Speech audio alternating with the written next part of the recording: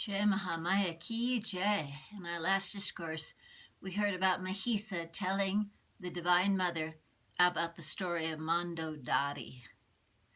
And here's our next chapter, chapter 18. Mahisa said, "O Devi, Mandodari had a sister, Indrumati, unmarried and endowed with all auspicious signs. She grew up in time to a marriageable age. The Swayambara, the assembly where she was to choose her husband, was then called for the marriage of the maiden Indrumati. The kings from various parts all came there, and the maiden Indrumati selected from among them a beautiful, strong king of noble lineage and endowed with all auspicious signs. At that same time, by the undescribable power of destiny, Mandodari, seeing the deceitful, cunning, and hypocrite king of Madra, became passionate and desired to marry him. That slender woman, Mandodari, then addressed her father thus: 'O father, seeing the king of Madra in the assembly, I am desirous to marry him, so perform also my marriage ceremony now.' When the king heard this request from his daughter privately, he became very glad and quickly made all preparations for the marriage. He invited the king of Madra to his own palace and gave him in marriage his own daughter Mandodari, according to the rites and rituals, with an abundance of dowry and wealth. The king of Madra became very glad to marry the beautiful Mandodari and went back with her to his own abode. The king then enjoyed her for a good many days. When one day a maidservant found the king in sexual interactions with another maidservant in a lonely place and divulged this to Mandodari, Mandodari, finding the king in that state, became angry and rebuked him with a slight smiling countenance. Again, on another occasion, Mandodari saw the king willingly engaged in amusements and sports with an ordinary beautiful woman, and became very sorry and thought thus: 'When I saw him at the Swayamvara, I could not recognize him as a cheat. I am deceived by this king. Oh, what a wrong act I have done through delusion.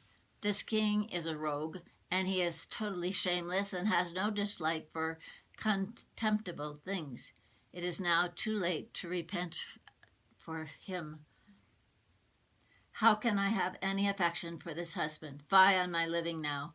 I forsake from this very day all the pleasures with my husband and all other worldly pleasures, and I take recourse now to contentment alone. I have committed a very wrong act that I ought never to have done. Therefore, it causes intense pain to me now. If I now commit suicide, then that sin will never forsake me, and I must have to enjoy the consequences thereof. And if I return to my father's house, I will not be happy there, for my companions, seeing me thus, will no doubt ridicule me. Therefore, it is now advisable for me to avoid all the sensuous pleasures, become dispassionate, and remain here patiently and abide by the strange combination of time.' Thus that woman lamented remorse and began to remain there, very much sorrowful and distressed, renouncing thoroughly all the pleasures of the world. 'O auspicious one,' Mahisa says, 'I am the king, yet you are showing your dislike for me. No, eventually you too will be passionate and entertain afterwards a terrible coward. Keep my word even now. It will be of great benefit, and it will serve as a medicinal diet to you, as to all women. In case you do not follow my advice, you will have to meet with extreme pain and misery, certainly.' Hearing the words of Mahisura, the Devi said, 'O you fool, go to the lower worlds, or stand up for fight. I will send you and the other demons into death, and then go away at my pleasure. O demon, I take up form to preserve the righteous whenever they suffer pains on this earth. O Lord of the demons, formless, birthless I am. Yet at times I take up form and be born to save the Devas. Know this firmly. O wicked Mahisa, the Devas pray to me for your destruction. Therefore I have not rest until I destroy you. I will not rest until I kill you. I speak all these things truly to you. Therefore fight or go to Patala, the abode of the Asuras. I speak truly to you again that I will destroy you wholly. O king, hearing thus the Devi's words, the Danava took up his bow and came to battle, fully stretching the string of his bow up to his ears, and began to shoot sharpened arrows with great force at the Devi. The Devi, too, hurled with anger arrows tipped with iron and cut off the Asura's arrows to pieces. The fight between them rose to such a terrible pitch that it caused terror to both the Devas and the demons, trying hard to be victorious over each other. In the midst of the terrible encounter, the demon Duryodhara came up to fight and made the Devi angry and shot arrows, all terribly poisonous and sharpened on stones. The Bhagavati then got very angry and hit him hard with sharp arrows. Duryodhara, struck thus, fell down dead on the battlefield like a mountaintop. The demon Trinetra, well skilled in the uses of arrows and weapons, seeing him killed, came up to fight and shot the great goddess with 7 arrows. Before these arrows came on her, she cut them to pieces with her sharp arrows, and by her tridents killed Trinetra. Trinetra, thus killed, Andaka quickly came to the battlefield and struck violently on the head of the lion with the iron club. The lion killed that powerful demon by striking him with his nails, and out of anger began to eat his flesh. Mahisa became greatly astonished at the death of these demons and began to shoot pointed arrows sharpened on stone at the Devi. The Devi cut his arrows into 2 before they came on her and struck the demon on his breast by her club. That vile Mahisa, the tormentor of the Devas, fell in a swoon under the stroke of the club, but patiently bore it, and at the next moment came again and struck the lion on his head by his club. The lion, too, by his nails rent that great demon to pieces. Mahisa then, quitting the man form, took up the lion form, and by his claws cut the Devi's lion and wounded him very much by his nails. On Mahisa taking up the lion form, the Devi became very angry and began to shoot arrows after arrows at him, all very terrible, sharp, and like poisonous snakes. Then the Asura, quitting the lion form, assumed the appearance of a male elephant, oozing out juice from his temples, and began to hurl the mountain tops by his trunk. Seeing the mountain peaks thus hurled on her, she cut them off to pieces by her sharp arrows, and began to laugh. The Devi's lion, on the other hand, sprang on the head of the elephant Mahisa, and by his claws rent him to pieces. To kill the Devi's lion, then, Mahisa quitted his elephant form and assumed the appearance of a sarba, more powerful and terrible than a lion. The Devi, seeing the sarba, became angry and struck on the head of that sarba with her axe. The sarba, too, attacked the Devi. Their fight became horrible. Mahisa then assumed the form of a buffalo and struck the Bhagavati by his horns. That terrible Asura of hideous appearance, swinging his tail, began to attack the thin-bodied Divine Mother. That violent Asura caught hold of the mountain peaks by his tail and, whirling them around and around, hurled them at the Devi. The vicious soul, then maddened with his strength, laughed incessantly and addressed thus, O Devi, be ready in the battlefield. I will send you today unto death, and your youth and beauty too. You are an illiterate to have come maddened to fight with me.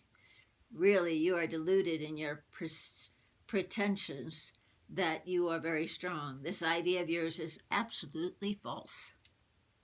I will kill you first and the hypocrite Devas after who want to banish me by standing up a woman in their front. The Devi said, "O villain, do not boast. Keep yourself firm in this fight. Today I will kill you and make the Devas discard their fear. O wretch, you are a sinner.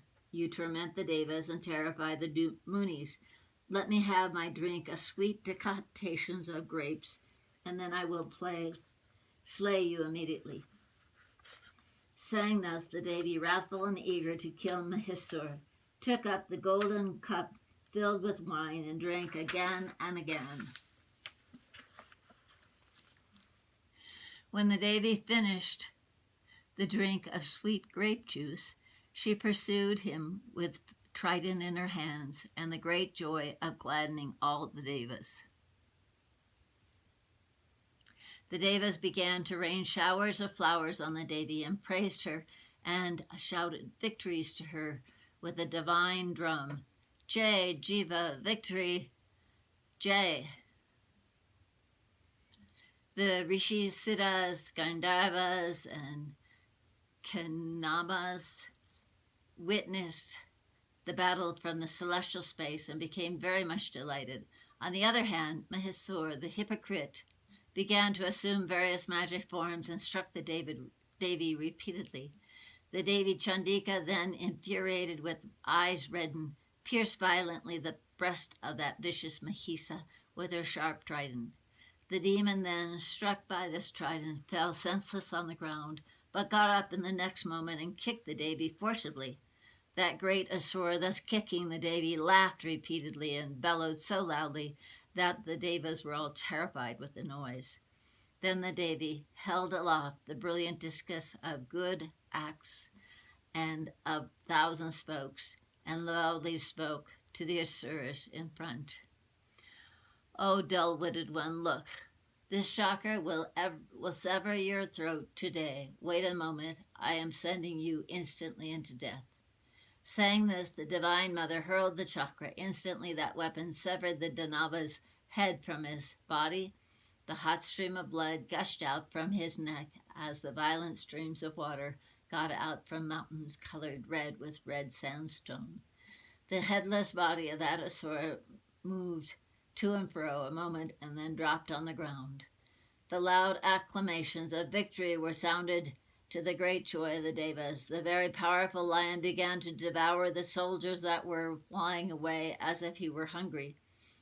The king, the wicked Mahisa, thus slain, the demons that remained alive were terrified, fled away, very much frightened, and went to Patala.